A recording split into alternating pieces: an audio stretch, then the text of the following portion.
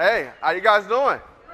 Excellent, excellent. I am super excited to share with you all. This is my first time coming out to speak with the Techademics family, and I have a lot of great information. So thank you guys for showing up, and we're just going to jump right into it. So you guys ready to rock? Yes. All right, awesome.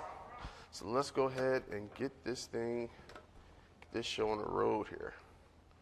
All right, cool. So I'm going to share with you the FB Ads Agency Traffic System. We're actually going to walk through a lot of the processes that we use to identify not only some of the best performing interests for you guys to go out there and target, but also how to actually calculate, what you need to be spending and allocating on budgets. How many people here right now are actively promoting Techademics just from an affiliate marketing standpoint? Okay, excellent. So we're going to go into some different models that you guys can actually use, and I'm going to show you actually how to predict your profits, okay, before you even spend a dime. Does that sound good? Yes. Awesome. So, warning. Some of this may be a little bit confusing. So if you are seeing this, and this is like all brand new to you, it's okay. All right. The most important thing that I want everyone here to know is to just understand the concepts. If you guys walk away with the concepts of how this stuff works, you'll be okay. If you don't understand all of the details and all the little idiosyncrasies that go into this, no worries. All right. There is time for that. All right. Also, I personally put in 10,000 hours learning this stuff and doing this stuff. So again, it takes time to develop a foundation, so that way you can be very skilled at this, and this is why you're here. All right. Also, we spend a lot of money testing this stuff and seeing what works, what doesn't work. All right. So everything that I'm going to share with you is based off of data. All right. Data that we've actually ran from running ads, from campaigns for ourselves, campaigns for our clients. All right. So you're going to be getting real world stuff. So my promise to you, I'm going to show you a process for how to profitably calculate, how you need to set up and allocate your budgets so that way you can actually make a profit with Facebook advertising. I'm also going to show you the best way I know how to research, launch, and scale Facebook ads to get consistent, profitable results. So just a little bit about me.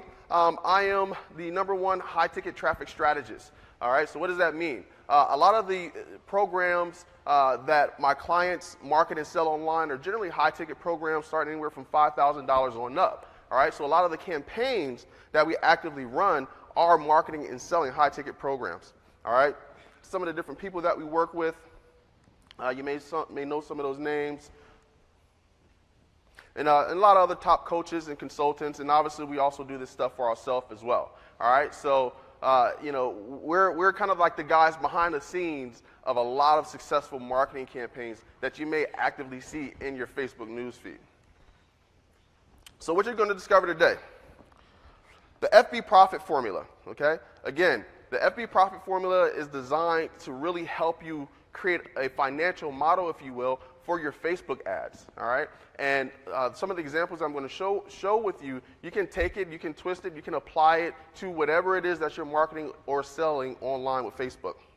I'm also going to show you my high-ticket avatar method. So again, how do we actually go out and identify, what are good interests for us to target? I'm going to show you the process for that.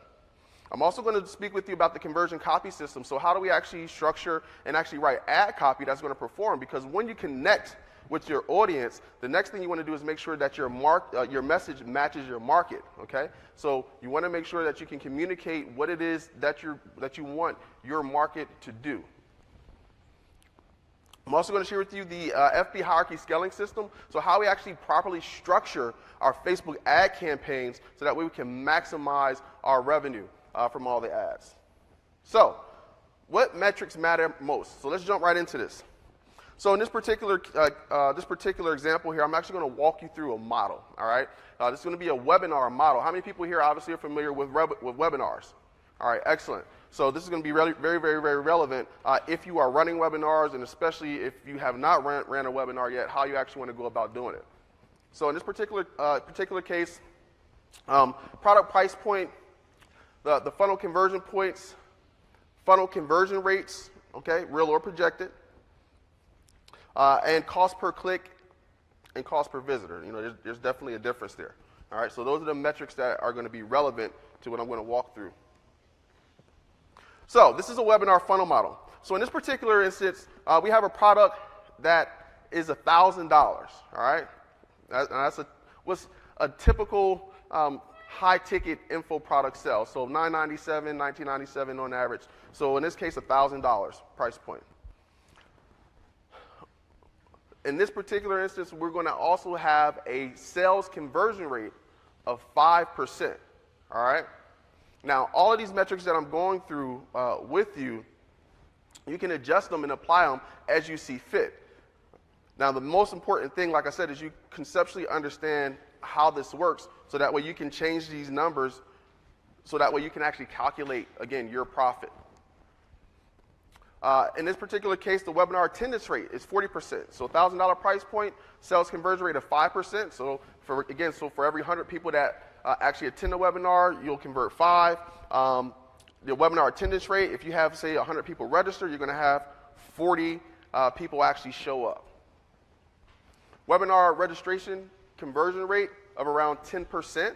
All right, so that means for every 100 people that you actually send to your webinar registration page, you'll get 10 of those people to convert. And a cost per click on average of $1.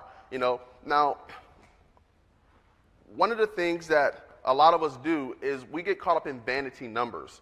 And when I say vanity numbers, things like, cost per click. What's my cost per click? Am I getting penny clicks or am I getting 2-cent clicks? All of that stuff is relative, all right? At the end of the day, the most important thing is your ROI. How much money are you actually generating off of every dollar that you spend in your advertising, all right? Now, yes, do you want to pay for cheap clicks? Absolutely.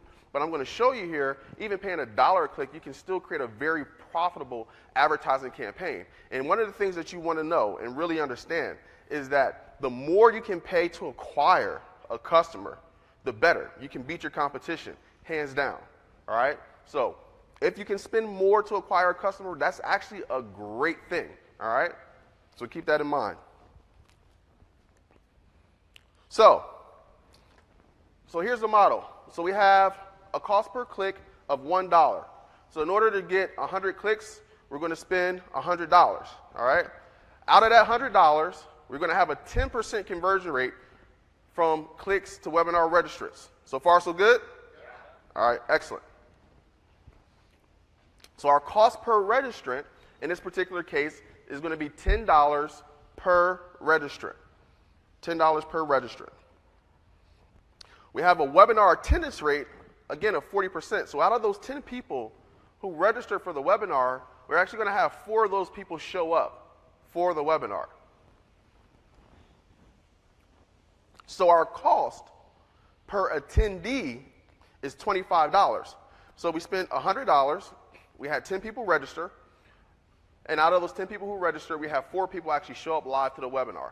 So it cost me $25 to actually show my sales presentation to that particular prospect. Make sense? Excellent.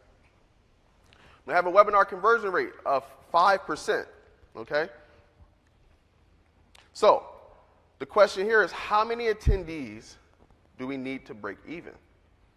See, this is a very fundamental thing that a lot of times when we launch campaigns, we never really evaluate it and give it enough time to run for it to be effective, because we haven't actually taken the time to calculate and see, okay, how many people do I actually need to run through my sales funnel, or how many people do I need to go through my sales process before I hit a break-even point? And a lot of times what we'll do is we'll launch a campaign, we'll spend a few $100s, and we say, oh, I haven't made any sales, and we'll kill it. How many times have some of us actually done that? Maybe launched a campaign, haven't seen any sales come through, and you're like, oh, man, I'm just burning money. All right, so let me give you the opportunity to shift your thinking a bit. You're never just spending money. You're buying data, okay? And that's very, very different, okay? When you're actually running ad campaigns, the objective is not to try and make a ton of money up front, even though that is the long-term objective. The first objective is to buy data and to evaluate that data and determine what works just as much as what does not work. All right. So when you're spending money on advertising, if you go into it with the thought process of I am acquiring data to determine what's going to be effective in my marketing, it's going to shift your whole thought process. All right. So very, very important. So let's continue. So 25 attendees at a 5% conversion rate amounts to 1.25 sales. All right. So that's $1,000 gross profit. Because again, our product is $1,000, 5% conversion rate, 1.25 sales.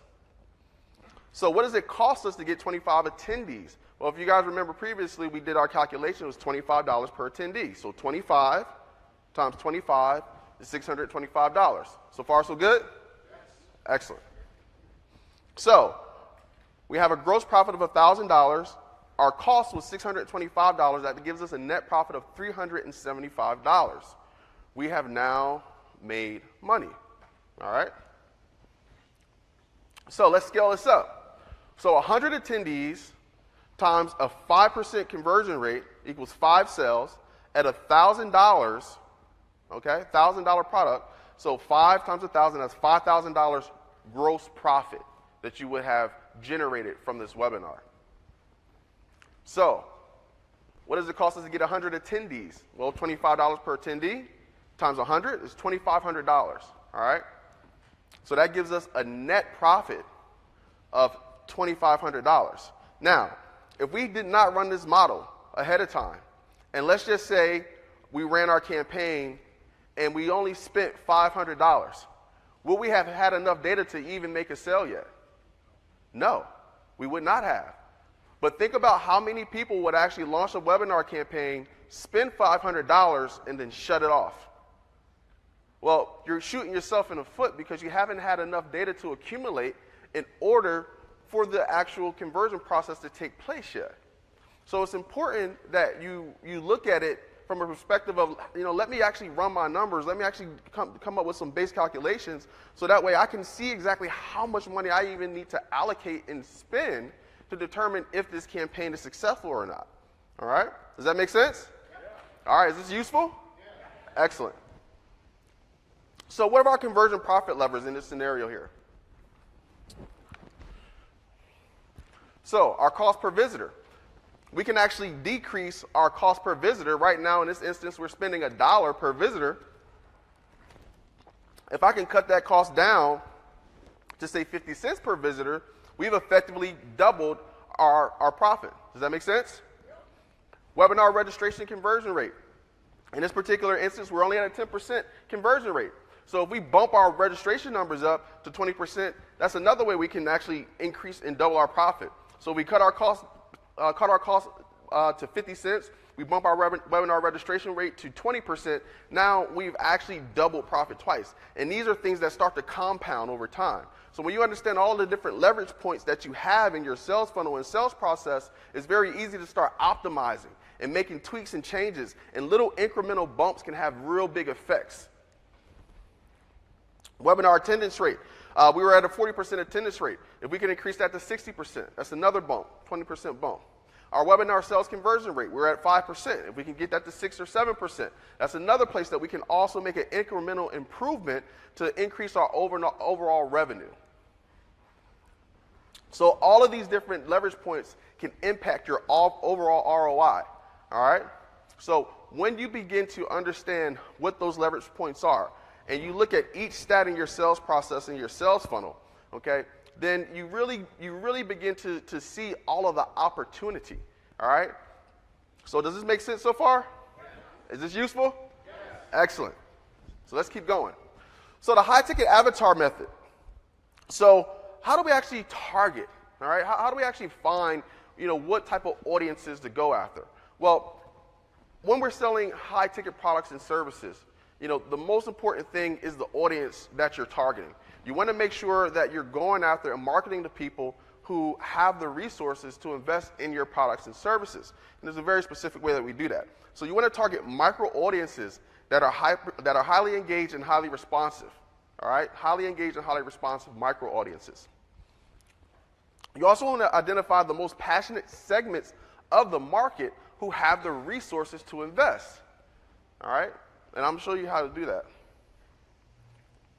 You can also double qualify your interest by layering. All right? So I'm sure Chris and a few other guys may have talked about this earlier, but you guys are familiar with intersecting interest?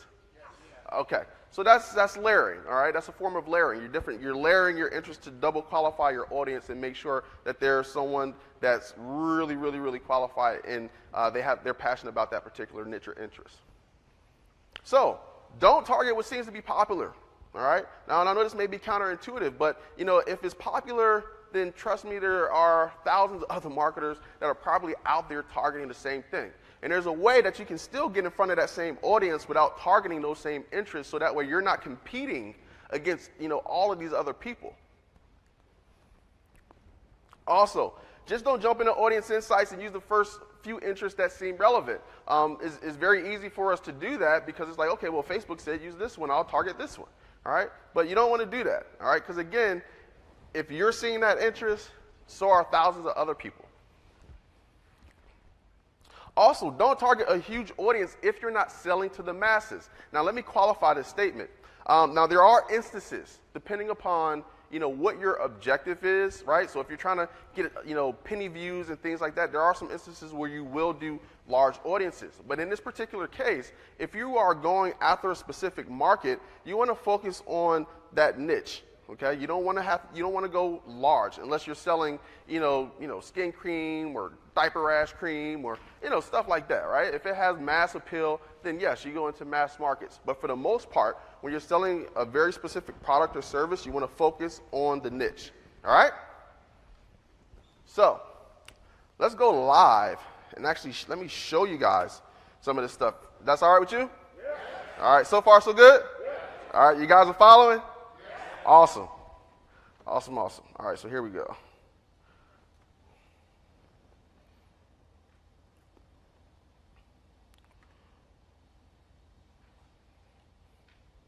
So when we're researching a niche, there's a few different tools that I like to use.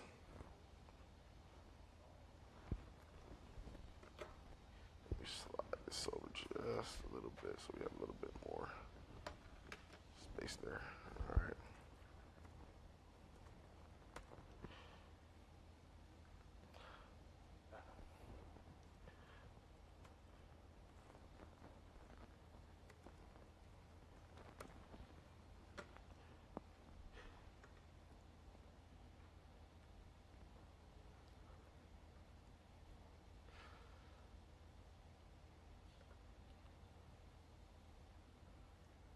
All right, excellent. So there are a lot of different ways to go and do research, all right, and find out, different niches and things like that. One of the places I like to start is Google. And believe it or not, Google is your friend. And I know it may be counterintuitive when you're talking about going and researching, Facebook ads and things like that. But I'll show you exactly here what I mean.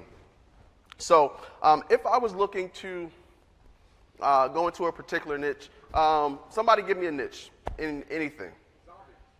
Zombies? Okay. What'd you say?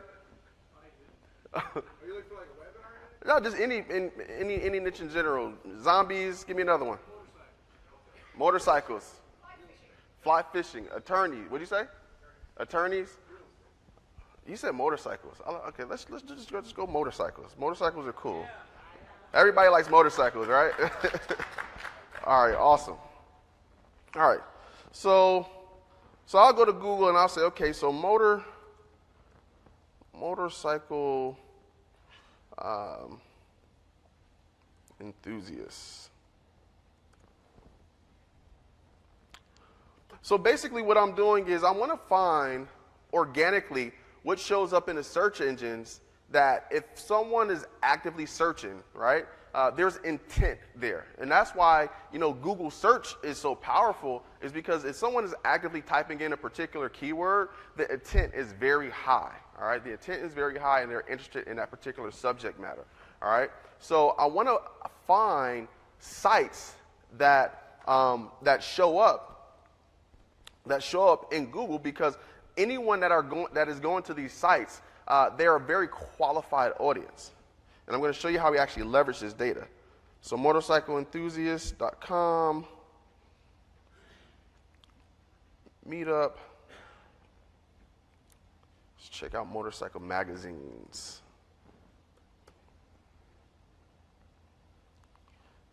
Look at these American Motorcyclist, Cycle World. We got a ton. Rider Magazine. And all I really care about, believe it or not, is do these sites that show up in the search engine based on intent, do they have a Facebook page? Okay? Because most of these sites that get a ton of organic traffic, more than likely their audience is also on Facebook, and they more than likely have also liked that page. And if they've liked that page, that is a potential interest for us to target. Does that make sense? Yes. Excellent. Now, sometimes some of these sites, they don't show up as an interest, but that's okay. I'm going to show you how we can expand on that, because all you need is a few, and we can rock and roll. All right, so here we go. So Rider Magazine has 319,000 likes on this page. Cycle World has 546,000 likes on this page. So now what I would want to do is actually I want to go out and validate and determine if these are potential interests that I can actually target, right? Because I know that people are actively searching on Google. These are the sites that are showing up. So if that audience is there, then they're more than likely here as well, because those are the ones that are liking the page. So I want to see if there are interests that I can now go after and target.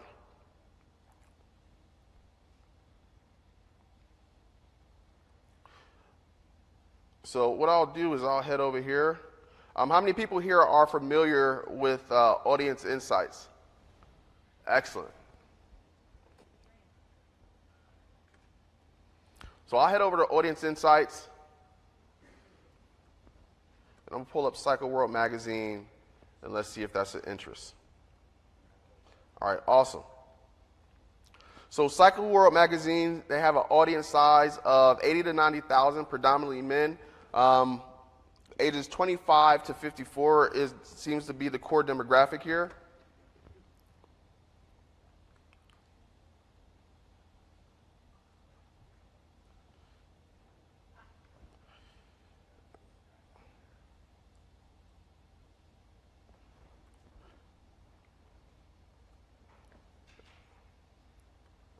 All right, let's see what we got here. Awesome. So these are additional interests that we can target. Now, it used to be that that Facebook gave us an affinity score. They don't give us that data anymore, but it's fine, because we can still look at the activity of the interest. And this is really what I care about. Do they click on ads? All right. If I see that, hey, this audience are ad clickers, then they're going to be a good fit. The other thing I also want to determine is, do they actually have money to spend? So what's the household income? So in this particular case, the average income is between $50,000 to $100,000. So I know that there's also some discretionary income for them to spend. And those are really the main two qualifiers that I'm looking for. Do they click on ads? Do they have money to spend? If the answer is yes to those two, then I'll test it. Now, one of the other things you can also do to qualify the audience is look at the engagement on the actual page itself to see how people interact. So I would take a look at some of the posts that they have. I'll see, do they get comments? Are they getting likes? Are people active on this page? And they seem to be pretty active, just on basic posts here. So this is all relevant stuff. And this is how you can actually go in and validate that the interests that you're targeting are good interests worth going after. But let's say if I want to expand this some and say, okay, I want to find additional pages that I can target. And this is where it gets really cool. And they didn't plug me in. So I'm going to take 2 seconds for this thing dies out. We don't want that to happen. All right.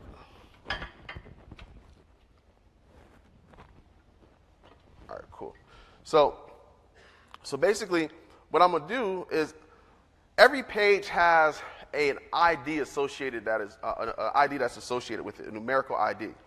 So what we can actually do is we can actually leverage that numerical ID to find additional pages or interests that you can actually go after and target.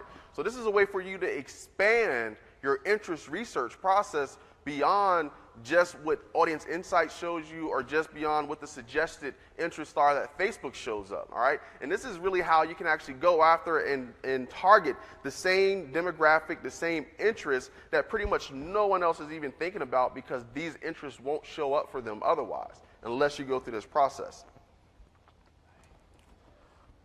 So here it is.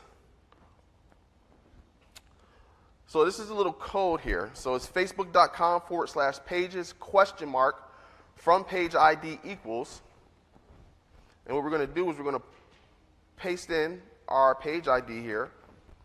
And then we're basically telling Facebook, show us other pages that are related to the core page that we just researched. So if you look here, we have Motorcycle Magazine, Motorcycle News, Motorcycle.com, Motorcycle Cruiser, Rider Magazine, Sports Bike Rider Picture Website, Sports Rider Magazine, Visor Down, Super Street Bike. These are all interests that we otherwise probably wouldn't have even seen or heard of. And if we go back to our Audience Insights here, we look at our page likes, we can see here these are some of the interests that they suggested, right? But if you notice what we see here in terms of pages that Facebook should suggest versus what we have here, you can see we have a ton more interest that we can go after and validate and target. Does it make sense? Yeah. Is this helpful? Yes. Are you guys going to use it? Yes. Excellent. All right, that's what I want to hear, because that's really what this is all about. All right.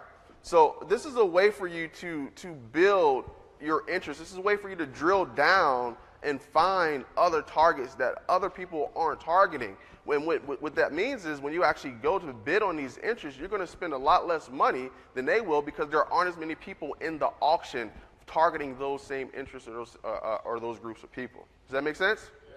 Awesome. Pop it in right there. So now what happens is if anyone that clicks on this ad, all of those URL parameters are going to be appended to that URL. All right, they're going to be automatically added. So all that data is being passed. So anytime you guys are creating campaigns and you're creating your ads, you want to make sure that you're using those URL parameters. They're super, super, super important, and they will help you scale your business. All right, you cannot improve upon what you cannot track. Okay, you cannot improve upon what you cannot track, and there's no reason not to do it, because you can track everything with Facebook.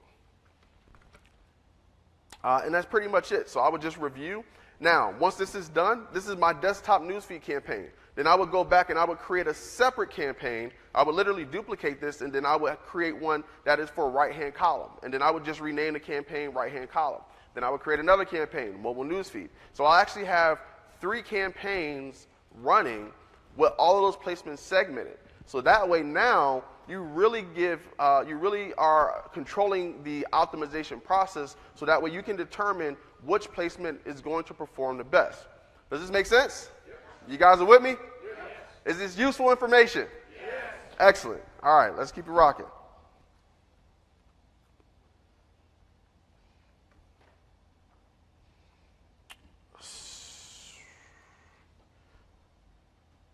Has it been an hour already? So awesome. So Insanity is doing the same thing over and over again, but expecting different results. So guys, you guys have been here for a week, learning a ton of information, getting a ton of data, and taking it all in.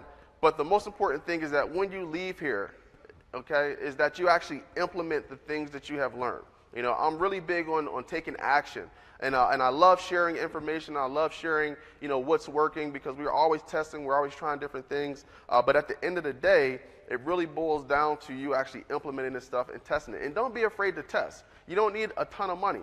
You know, Chris, you know, has taught how to just start with little $5 budgets to go out there and test. All right, so be willing to just experiment, even if you mess it up. It's okay. Okay, it's okay to get it wrong, because even as someone who actively runs campaigns successfully, we're still testing.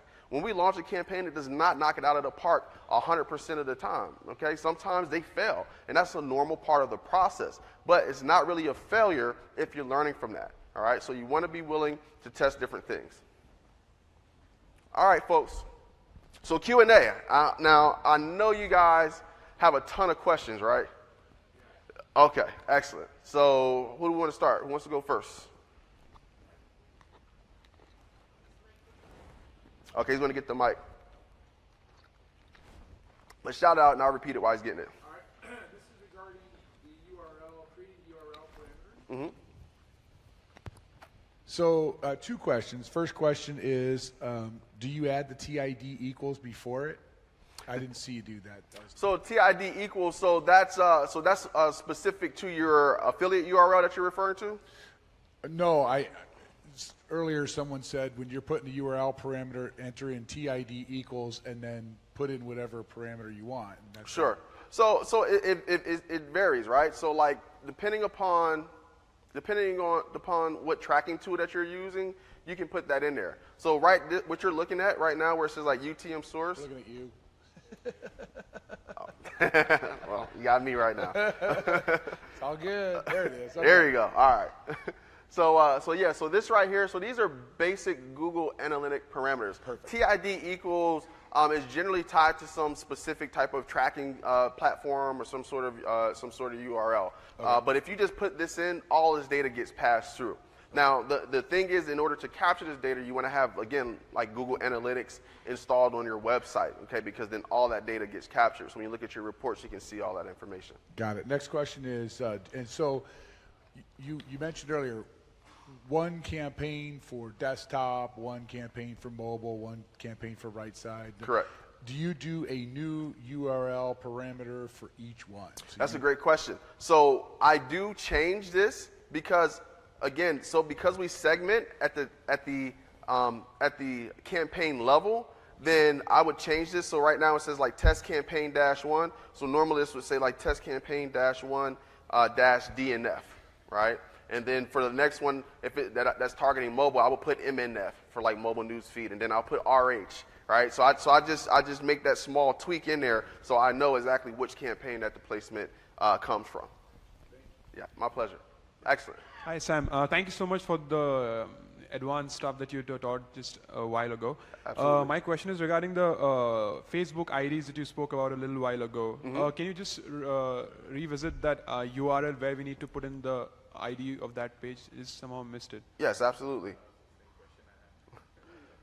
Okay. Are you talking about when I actually pulled up like all the different additional pages? Yeah. So it's facebook.com/pages /?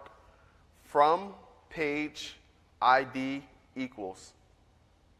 Okay. And then you'll just put whatever the page ID is there.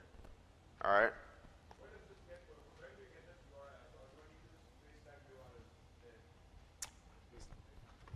Where can I find the URL before that number, or do we just find it? Yeah, so you go to find my FB ID, so that's the website, and you can put any page URL in here that you want to. You place any Facebook page in here, and it's going to give you the numerical ID for that Facebook page, and then that's the ID that you use to append to that URL. You're correct. Exactly. You got it. Next question. Hey man, I really appreciate Sam for your time and for sharing with us all the secrets, man. Me and my business partner actually run an agency, and we're still in the very early stages. We have a couple of clients. Okay. So what I would like to know is if you can kind of just touch on, if you could go back when you first got started, what would be some of the things that you would do differently that would help you be able to scale a little bit more, not so much faster, but in a way where at the same time your clients are also going up with you as well, not just getting more and more clients, but at the same time creating really, really, really, really good testimonials. Yeah, that's an excellent question. So if you're doing agency work, the most important thing when it comes to working with clients is setting the proper expectation. Expectation is everything, okay? So I'm very clear when I'm working with agency clients on what we're going to do, and I I like to be conservative, so I set the worst case scenario. And if they can live with the worst case scenario, then I know that we can work together and it's going to be a productive relationship. Now, obviously, I'm looking to exceed what their expectation is, right? So I want to under-promise and over-deliver. The other thing is the client experience that they have is really predicated upon, you know, how effective your systems are. When it comes to running an agency, like, you got to have systems and processes. So for every process that we have in our agency, we have a SOP and we have a checklist that has been established for it.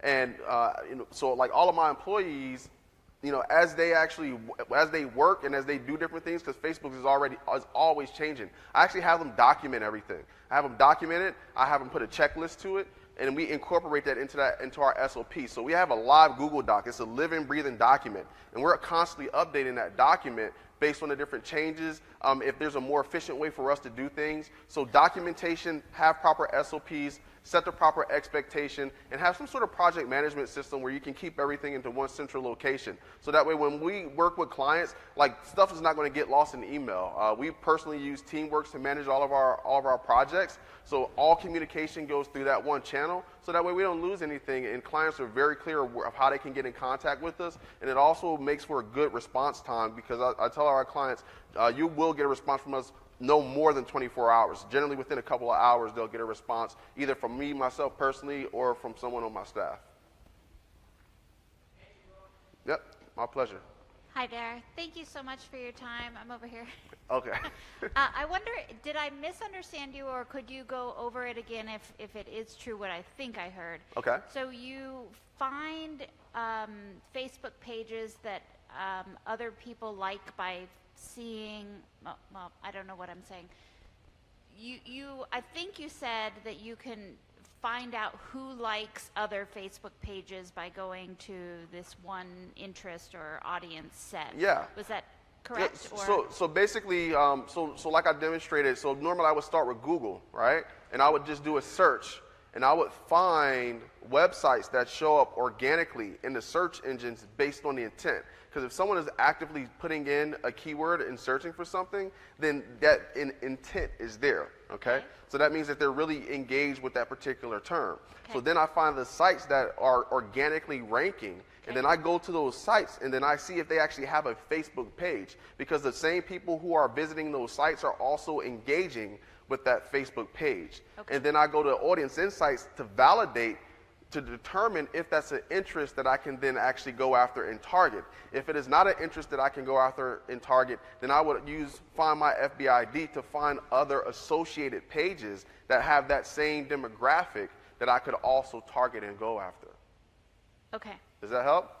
It does help, yes. Thank you. Absolutely.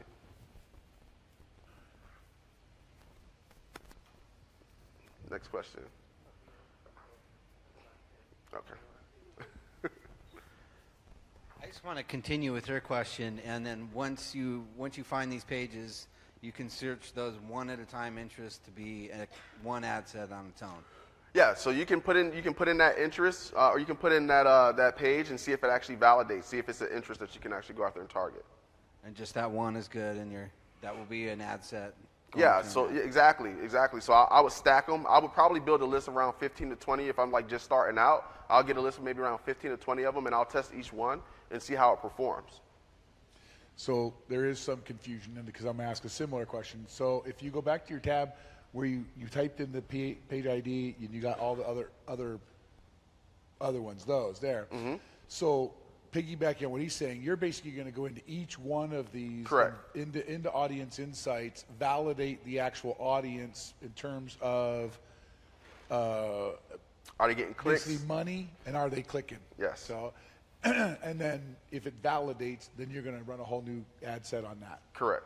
Perfect. Thank you. I just wanted to make sure I clearly understand. Yeah, you got it, man.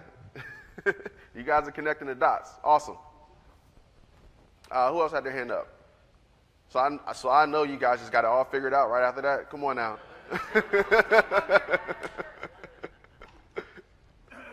Back to defining the page ID, whether you're doing it for trying to find client work or whatever. Yesterday we heard Nicholas talk about how he targeted a certain marketer or a certain business or whatever, and he found their page ID to do that.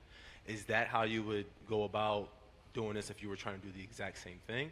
And if so, where would you put the page ID for the targeting at?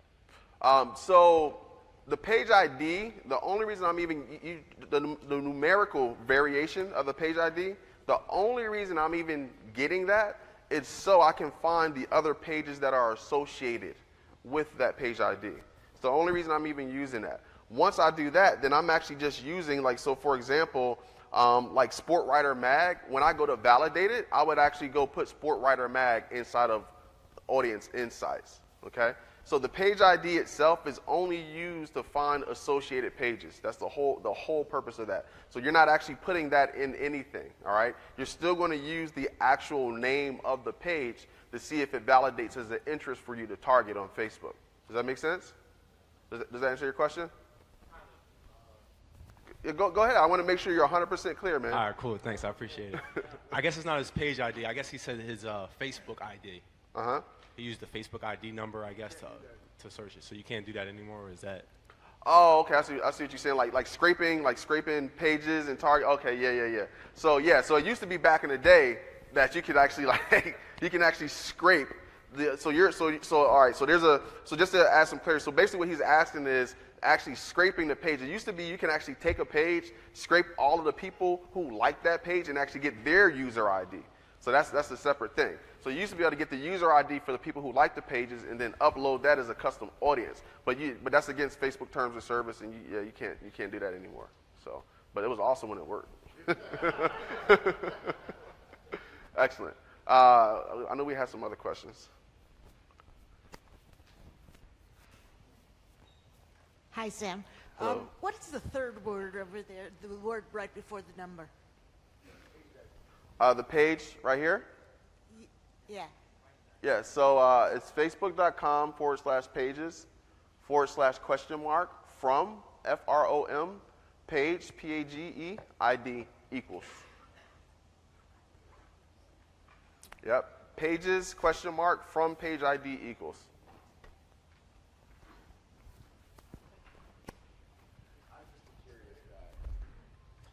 Okay, so the way you used to be able to do it by scraping IDs, and that was considered black hat marketing. Mm-hmm. Is there a white hat or even a gray hat version of that today? Well, today it's really all about the pixel. You know, the pixel is your friend. I cannot iterate to you enough. The whole purpose of all of this stuff is if you don't even have any data. Because normally when you're going into a new niche, if you don't have any customer data that you can actually leverage already, then you need to get that data. Well, you want to make sure that the data that you're getting is the most accurate data. So that's why you want to make sure that the interests that you're going after are the most targeted, hyper-responsive interests that are going to have the most engagement, because that's the data that you're going to be feeding to your Facebook pixel. Now, once your Facebook pixel begins to get seasoned and you have enough data, then you can actually start optimizing off of the pixel, and you don't even really need any interest at all, because you can start creating lookalike audiences based on the behaviors that people have taken in terms of how much time they spend on the website, how engaged they are with the page, things like that. But your pixel data is only going to be as good as the initial data that you feed it, and that's why it's so important that you get this part right up front, because what you don't want to do is season your pixel with data of people that aren't buyers, and it's just junk. Okay. Yes. I know you touched on this a little bit. I was going to ask about the let it run continuously for 4 to 5 days. At what point are you changing the conversion action from, say, like view content to add cart to purchase? Excellent. So just so everyone understands, basically what he's asking is that, what I just demonstrated was, when we set up a campaign and we're just starting off, that we're going to start with the view, optimizing for the view content pixel. Well, there's basically a stacked process, right? Because initially the first step in your sales process or sales funnel is someone actually hitting your landing page, right? So when they hit their landing page, that is the view content pixel is going to fire. So generally the next step from that is if they hit like the add to cart button on your shopping page, right? And then after they hit the add to cart button, then they're going to go and they're going to check out, right? And then when they check out, then they're going to actually trigger a purchase. So those are all different steps in the sales process. So basically what he's asking is, when do I optimize for a different pixel, right? So we start with the view content pixel. So how many pixel fires do I want to have before I begin to optimize for another step in that process, correct? Excellent. So essentially what I like to do is I like to get at least 200 to 300 conversion fires, all right? 200 to 300 conversion fires is generally enough data for Facebook to be able to optimize off of. Now, obviously, the more data that you give Facebook, the better, all right? So, I mean, if you have 1,000 conversion fires, then it's going to really help you. But generally, my rule of thumb is 200 to 300. So once I've had 200 to 300 add to carts, then I know that Facebook has enough data to optimize for the add to cart pixel, so that way my ads will be shown to people who are more likely to add my product to cart. Once I actually have 100 checkouts, 200 to 300 checkouts, then I'll optimize for that pixel, and so on and so forth. And I'll just continue to stack and optimize. But while I'm optimizing for those other pixels, if I'm still getting conversions off of the view content, I'll still let that run while I'm optimizing for those additional events. And each one of those steps is a new ad set? Yes, absolutely. Absolutely. You create new ad sets for that. Yeah, you never want to change an existing ad set and then go from one optimization pixel to another. You always want to just duplicate that ad set, and then in a duplicated variation, switch out the pixel. What if you're not getting, you set it to run for 4 or 5 days, you're not getting the amount of conversions 200 to 300, when do you kill it? So if it's not performing for you, because I evaluate based on the ROI performance ultimately. So if it's not performing, it's not performing. You're just going to kill the asset. Depending upon how much you're willing to spend. So say, for example, let's say I have say my product is, it's a $20 sale, right? Well, if I spent $20, $20 on that ad set, you may kill it. Some people like to go 2 times whatever the price is. So generally, if you do a $20 product, you may let the ad set run for $40. If you haven't made at least one sale by then you may want to kill that ad set off. All right, and you look at all the different metrics, right? You look at your click-through rate. Are people actually clicking on your ads? Are people actually engaging with your ads? If people are clicking on your ads and they're engaging with your ads, and those numbers are good, but you're not getting any conversions, then you may want to take a look at your actual your landing page where people are going to, right? Is there some things that you can tweak there on that page, right? Excellent. Questions? Awesome. So this is. This young lady right here. Yes, thank you, Sam. Yes. So when you're starting out, putting pieces together, we're going to start out broad. Would you segment into each of these pages? Yes, so when I set up the campaigns, it's a great question. So remember we talked about isolating the placement, right? So we start with desktop newsfeed, right? Mobile newsfeed, right-hand side. Those are all in their separate campaigns. Mm-hmm. Now, within each campaign, I'll have multiple ad sets, right? So if I have 5 different interests I want to test, then I'll have 1 interest per ad set. So it'll be the same exact ad. The only difference is the interest that I'm targeting, because I want to test those different interests and see how each one of those interests perform. And then you would break it down further, say you narrow it down as much as you can, either by age or demographic, things like that. Yeah. Because again, once you get enough data, then I'm going to start leveraging the pixel, right? Mm-hmm. The only reason I'm starting with interest in the first place is because you don't have any data yet. You don't have any data to determine, are these good interests? Are these interests going to perform? So you're just going to use those interests initially till you get enough pixel data, and then you're going to start leveraging your lookalikes and things like that from your Facebook pixel. And you'd save all these audiences. Do you save all the audiences? Yeah. Well, when you create segment, yeah, they're all segmented because you're only having one interest per ad set, so they're going to be segmented at the ad set level. Okay. Does that make sense? Much. Yes. Okay, excellent. Next question. I saw a hand in the back. Everybody else just scratching your ear. Really, no questions. This young lady back here.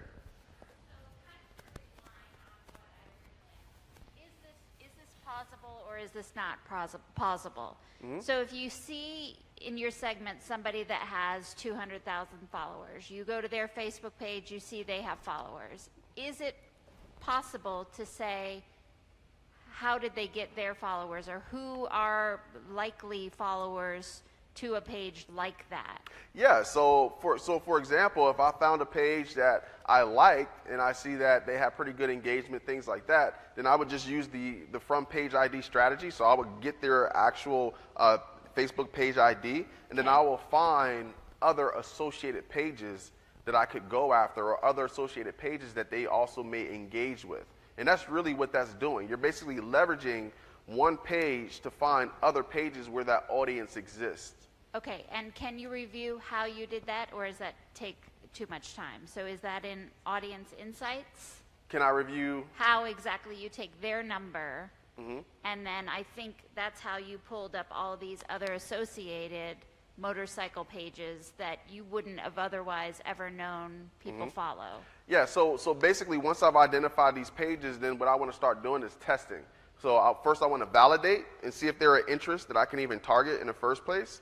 All right, that's the first step. And if they are interested that I can test, and I see that they have ad clicks and I see that they actually have money to spend, then I'll add that to one of the ad sets as an interest to target, and then test and see how that interest performs. Okay, thank you. Absolutely. So Sam, to jump, I think we missed the site. That's all. We get the concept. We missed the site. What was The site to find the link that you used to search? So the first thing I do is just get the page. The first site is findmyfbid.com. Okay, and that's where you can extract the numerical value for the Facebook page. Okay. And then once you extract that, then you're going to put in this right here and just paste in whatever that numerical ID is. So, And that's in Facebook itself? no, Find My FBID is a separate website. Okay. Okay, that's where you're gonna go. That's separate. That's the only thing you're gonna do outside of Facebook. But when you go back to Facebook, this is when you're gonna put in this full URL to pull up all the associated pages. All right, thank you. Absolutely. Question for this lady right here, and then this gentleman.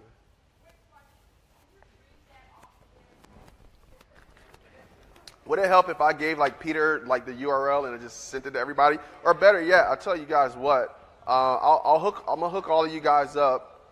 I'm gonna hook all you guys up just to make this super easy. All right. Nah, I got you. Is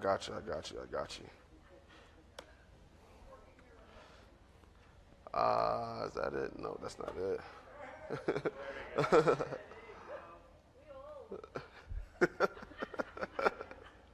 You're not old. Old is relative. That is relative. If you're in here and learning new things, you are young. Everyone here who is learning is a young person because you're developing. You're still growing. So you're only old when you stop learning. So no one in this room is old. I'm just trying to find a page. I'm going to give you guys a download link so that way you guys don't even have to. So that way you don't even have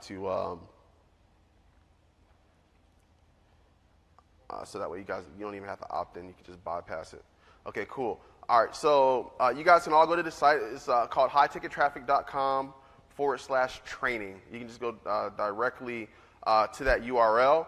On that URL, you're going to find the PDF where it says important, and there's also a more detailed walkthrough video of the process that I just went through. In this PDF is going to have all of the steps here that I talked about, and then you're also going to see the URL here as well. So that's my little gift to you guys. All right? Awesome. So don't worry about if you didn't get the URL. It's all there in the PDF. Just go and download it. All right? So hightickettraffic.com/training. All right, excellent. I know there's another question. Yes, sir. Yeah, I was going to ask you, what's your metrics? Like, what do you judge as far as when you say you want to see if they're clickers if they're buyers?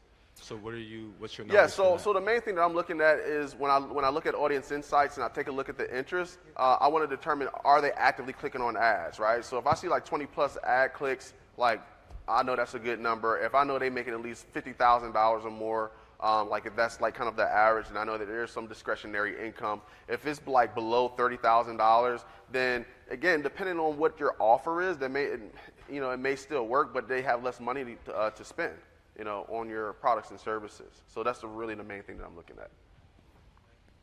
Awesome. Awesome, guys. Give Sam Valley a huge round of applause for just delivering massive value and crushing it. Thank you, man. Awesome, awesome, awesome.